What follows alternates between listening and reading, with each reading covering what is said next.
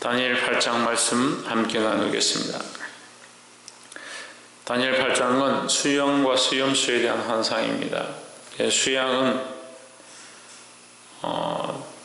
처음 다니엘이 그 이상 가운데서 꿈을 꿨는데 8장 1절에 다니엘에게 처음 나타난 이상 후에 벨사살 왕 3년에 다시 이상이 나타나니라. 2절에 내가 이상을 보았는데 내가 그것을 볼 때에 내 몸은 엘람도 수산성에 있었고 내가 이상을 보기는 얼레 강변에서이니라 했습니다. 그래서 다니엘이 이 이상을 꿈꾼 것, 이것을 보게 된 것은 확실한 것이다 라는 것을 표현하고 있습니다. 3절에 내가 눈을 들어본 적 강가에 두 뿔 가진 수양이 섰는데 그 두 뿔이 다 길어도 한 뿔은 다른 뿔보다 길었고 그 긴 것은 나중에 난 것이더라 했습니다. 이 두 뿔에 대해서 얘기합니다. 우리가 이 8장 초반에 1절부터 8절까지의 이 환상, 수양과 수염수에 대한 환상을 후반에 다시 해석해 주는 부분을 볼 수 있습니다. 하나님께서 이 다니엘이 이 뜻을 알지 못해서 공고해야 할 때에 16절에 보시면 가브리엘을 보내주십니다. 가브리엘 천사를 통해서 다니엘에게 꿈을 해석해 주는데 이 수양을 무엇이라 하느냐. 20절에 보면 내가 본 바 두 뿔 가진 수양은 메대와 바사 왕들이요 했습니다.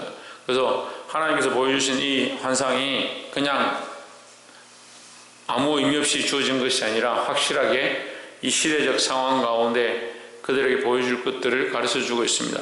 그래서 처음에 나타난 이 수양의 두 뿔은 메대와 바사 왕들을 얘기하는 것이다.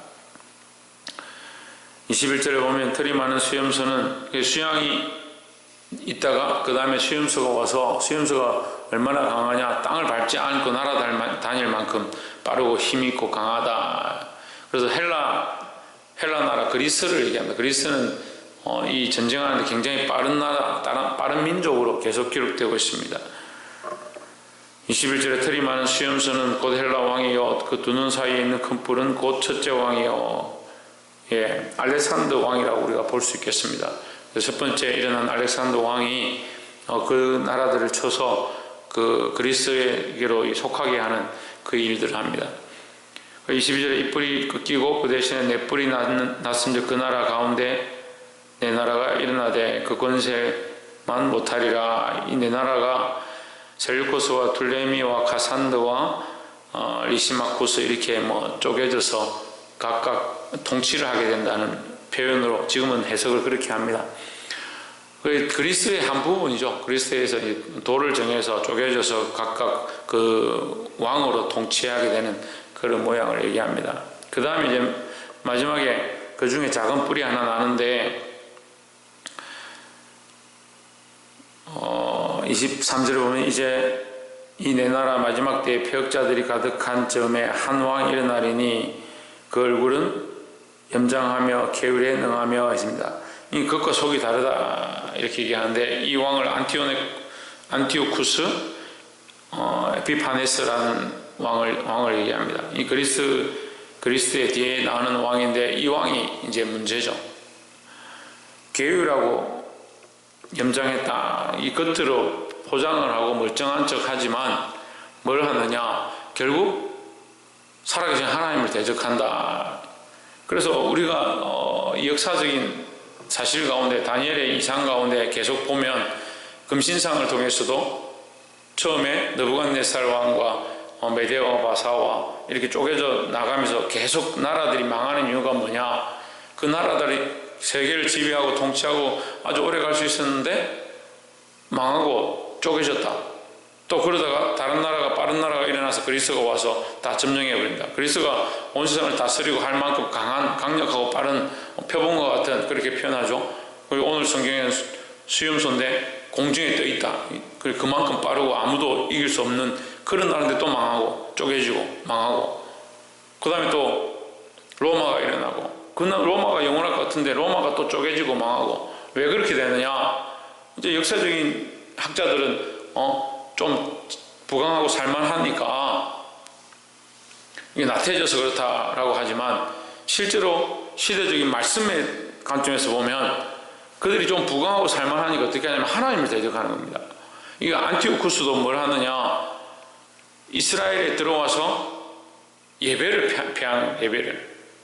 제사 드리는 것들을 폐하는 겁니다. 그 제사 드리는 성전에 뭘 가져오느냐? 자기들이 신상을 들고 와서 그걸 숨기게 만드는 겁니다.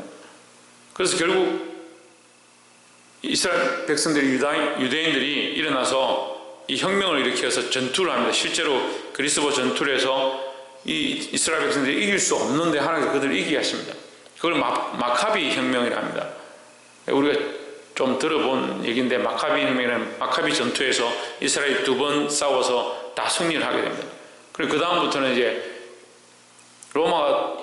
그리스가 이 이스라엘을 다스리지만 이 제사 드리고 예배 드리는 것을 막지는 못하는 거죠. 그래서 로마 시대로 바뀌어질 때에 이스라엘의 그 종교는 그대로 내버려두는 그냥 지키게 하는 그런 모양을 가지게 됩니다. 그래서 10절에 보면 그것이 하늘 군대에 미칠 만큼 커져서 군대와 별 중에 몇을 땅에 떨어뜨리고 그것을 짓밟고 했습니다. 결국 인간들의 이 끝이 뭐냐? 살만하고 좀 높아지고 존귀해지면 하늘을 대적하는 겁니다. 우리끼리 뭐 이렇게 살면 괜찮을 것 같은데 인간의 이 모양이 문제는요, 결국 악한 것을 닮아서 우리가 하나님의 백성이고 하나님의 자녀인데 자꾸 이게 악해지고 교만해지면 뭘 하느냐? 하나님을 대적하는 거예요. 우리가 높아지는 것이 문제가 아닙니다. 우리가 존귀되는 것이 문제가 아닙니다. 하나님 안에서 존귀되면 그나마 다행이죠. 근데 존귀되고 높아지면 자꾸 뭘 하느냐? 하나님을 대적하는 게 문제다는 거죠. 그래서 우리 안에 우리가 이 꺾어내고 지워내고 계속 고쳐야 될 게 뭐냐? 교만입니다. 참 이게 잘 안 되는데요. 우리가 이 감정이 올라온다든지 또는 내 삶에 여러 가지 잘 된다든지 형통한 것도 문제예요. 형통하고 잘 되면 하나님 기억하는 것보다 내가 잘했지, 참 잘했구나, 잘 됐구나, 자기도 모르게 스스로 11절에 보면 또 스스로 높아져서 합니다.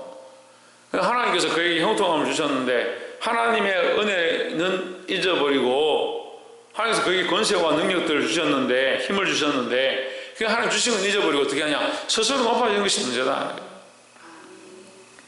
그러니까 우리는 잘 될 때, 평안할 때 뭘 해야 되느냐? 창조주 하나님을 기억해야 된다는 겁니다. 스스로 높아져서 군대의 주제를 대적하며, 군대의 주제는 누굽니까? 하나님입니다. 이 군대는, 여기 나와 있는 군대는 하늘 군대라 했습니다. 그죠? 10절에서 하늘 군대라 했으니까 하나님의 군대다. 그리고 교만하고 높아지니까 자기가 힘이 강해지니까 뭘 하느냐? 살아계신 하나님을 대적하는 겁니다. 그들이 하나님을 알아서 대적하는 게 아니고 이 교만 자체가 어떻게 하느냐? 하나님을 대적하게 만드는 겁니다. 교회도요, 상태가 안 좋아지면 이상하게 하나님 세우신 종을 대적하고 하나님 세우신 질서를 대적하고 말씀을 대적하는 모양들이 나타나는 거예요. 세상도 마찬가지지만 교회 안에서도 마찬가지고 교회 안에서도 마찬가지지만 우리 안에서도 마찬가지다는 거예요. 그래서 우리가 형통하고 잘 될수록 우리를 창조하신, 우리의 주제 되신, 우리의 왕이 되신, 우리 안에 모셔드린 그 하나님 앞에 내가 사랑하고 내가 교만했던 모든 것들을 오히려 내려놓기 시작해야 된다는 거죠. 그래서 요한계시록에 성도들의 완전한 회복이 뭐냐 이렇게 묻는다면 성도들의 회복은요, 그의 왕관을 벗어서 보좌에 앉으신 어린 양 앞에 던지는 거라. 던진다는 표현이 좋지 않지만 이제 던진다는 것이 내려놓는다 이렇게 생각하면 됩니다. 평생 주를 위하여 이 땅에 살다가 헌신하다가 희생하다가 순교자의 피를 흘리고 우리가 주님 앞에 만약에 선다 합시다. 그럼 내가 주를 위해 이만큼 살았습니다. 주를 위해 이만큼 헌신했고 주를 이만큼 믿었습니다. 근데 그 보좌 앞에 가서 그 영광과 존귀를 내게 주십시오 이렇게 하는 것이 아니라 오히려 그 받은 존귀와 영광을 하나님 우리에게 주신 이 멸류관을 벗어서 그리스도 앞에 내려놓고 존귀와 영광을 보좌에 앉으신 어린 양과 하나님과 어린 양께 있도다 이렇게 돌려드리는 겁니다. 그것이 완전한 찬양의 모양이다라는 거죠. 그러니까 우리가 스스로 높아져서 우리가 하나님 대적하지 않더라도 하나님 대적하게 되는 모양 가운데, 교만한 모양 가운데 가지 말고 항상 겸손함으로 하나님을 기억하고 그 앞에 서게 되기를 주의 이름으로 축복합니다. 두 번째 나눌 것은 군대 주제를 대적하는데 그에게 매일 드리는 제사를 제하여 버렸고 그의 성소를 헐었으며 했습니다. 결국 대적하면 뭘 대적하느냐? 하나님을 대적하고, 하나님을 대적하면 뭘 하느냐? 하나님 앞에 드리는 이 제사를 제한다. 우리 인간적인 것들이 자꾸 올라오면요, 하나님 앞에 나아가야 되면 경건의 시간을 가지고 하나님 앞에 기도해야 되고 하나님 말씀 앞에 서야 되는 이것이 자꾸 없어지는 게 문제입니다. 입술로는 나는 하나님 섬깁니다, 하나님 예배해야 됩니다, 많은 사람들에게 너 예배해라, 말씀을 들어라, 하나님 앞에 기도해라 하면서 정작 본인의 하나님과의 관계는 자꾸 무너져가는 그것이 이 시대의 병이다. 의사가 자기 병을 잘못 고치고 뭐 좋지 않은 비유지만 스님이 제 머리를 못 깎는다고, 우리가 말로는 입술로는 전하고 가르치고 하는데 내가 먼저 더 중요한 것은 내가 그리스도를 온전히 주인 삼고 있는가, 내가 날마다 주님 앞에 서며 그 앞에 기도하며 그 말씀 앞에 서는가, 그것이 중요하다는 거예요. 우리가 회복해야 될 것은요, 전하는 것도 회복해야 되지만 먼저 내 안에 그리스도와의 관계와 이 주제를 온전히 세워야 된다는 겁니다. 이건 안 되고 밖으로 자꾸 되니까 전도하는 것이, 복음 전하는 것이, 교회가 커지는 것이 오히려 뭐가 되느냐? 우리에게 올무가 되는 겁니다. 먹고 살고 평안한 것도 올무가 되는데요, 그것을 위해서 교만하시는 것도 문제인데, 우리가 잘 되고 부흥하고 그리스도인들이 많아지고 이 나라에 뭐 1200만 그리스도인들이 있다, 뭐 잘 모르겠습니다만 그렇게 있다 합시다. 그렇게 하다 보니까 오히려 어떻게 되냐? 하나님 앞에 날마다 나와 엎드리는 것과 하나님과의 거룩한 관계와 나의 영적인 그리스도와의 하나님과의 이 밀접한 교제보다 다른 것들을 더 보기 시작합니다.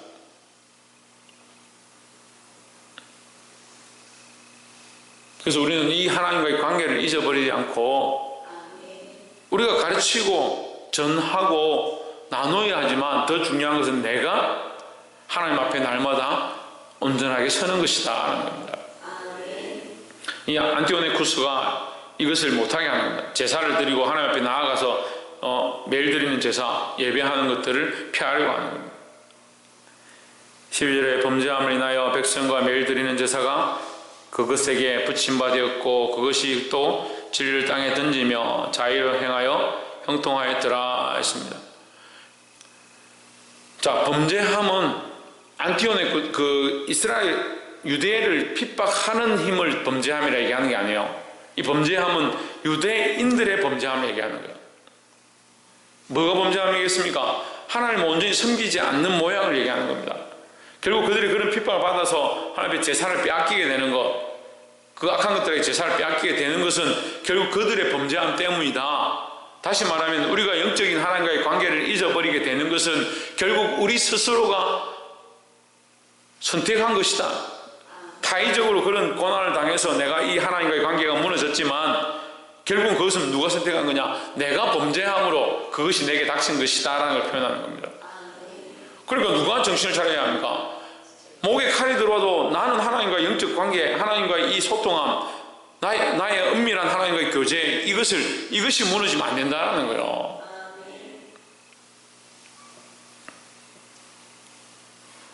14절에 그가 내게 이르되 2300 주야까지니 그때에 성소가 정결하게 됨을 입으리라 하였느니라 했습니다. 세 번째는 이게 성소가 정결하게 된다, 정결함을 입게 된다라는 말씀입니다. BC 165년에서 171년, 이게 BC는 거꾸로 읽으니까 171년에서 165년까지 이 전쟁이 일어나는 겁니다. 전쟁이 일어나서 결국은 승리하고 2300주야가 지난 뒤에 성소가 회복됩니다. 그래서 다시 하나님 앞에 예배를 드릴 수 있게 되는 거죠. 그런데 그 기간 동안 뭘 하느냐? 전쟁을 하는 거예요. 전쟁을 한다는 말은 뭡니까? 피를 흘린다는 거예요. 피를 흘린다는 말은 무슨 말이에요? 대가를 지불한다는 거예요. 왜 대가를 지불하느냐? 범죄함 때문에 대가를 지불하는 겁니다. 그럼 우리가 이 역사를 통해 뭘 봅니까? 우리가 하나님 앞에 하나님 주신 하나님과 교통할 수 있는 그 통로가 있었는데 범죄함으로 그것이 끊어지는 겁니다. 끊어지는 건 쉬운데 이것을 회복하는 데는 오랜 시간이 걸리는 겁니다. 그래서 여러분, 우리는 빨리 정신을 차리고 평안해도 하나님과의 관계가 끊어지지 않도록 연결되어 있어야 하고, 환난과 핍박이 와서 우리의 하나님과의 관계를 무너뜨리려고 해도 우리는 역시 하나님과의 이 관계가 끊어지지 않도록, 우리가 다 빼앗긴다 하더라도 내 안에 그리스도와의 관계, 하나님의 왕권은 그들이 빼앗아 갈 수 없다, 세상이 빼앗아 갈 수 없다, 그런 믿음을 가져야 되는 겁니다. 근데 안타까운 건요, 여기 본문에 나와지면 스스로 자꾸 스스로 교만해져서, 교만은 어디 있느냐, 내 속에서 시작되니까. 교만은 뭐냐, 하나님이 우리 안에 주인이 아니고 그리스도가 내 안에 주인이 아니고 내가 주인 되어져서, 그러니까 교만이 패망의 지름길인 거예요. 하나님이 높아지고 그리스도가 높아지는 이 영적 관계가 유지되어지고 이 통로가 살아있어야 되는데, 이게 무너지는 건 쉬운데 이것을 다시 정결케 해서 회복하는 데 시간이 걸린다는 거예요.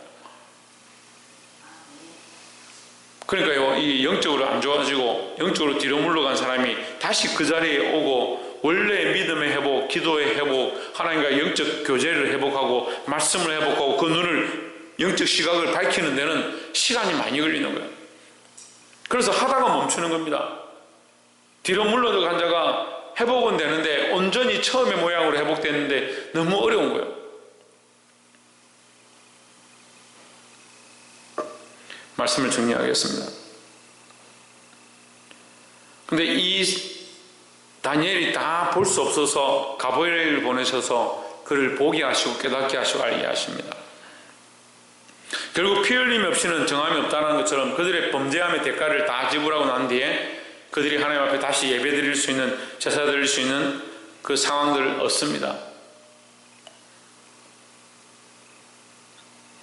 여러분, 우리가 때로는 첫 신앙, 첫 사랑, 하나님과의 첫 관계를 회복하고 싶지만 그것이 잘 안 될 때가 많이 있습니다. 근데 문제는요, 하나님 여전하십니다.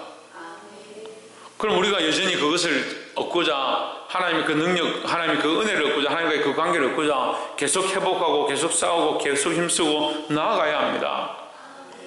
문제는요, 그걸 자꾸 하다가 멈추는 거예요. 멈춰버리니까 볼 수가 없는 겁니다. 멈춰버리니까 회복이 안 되는 겁니다.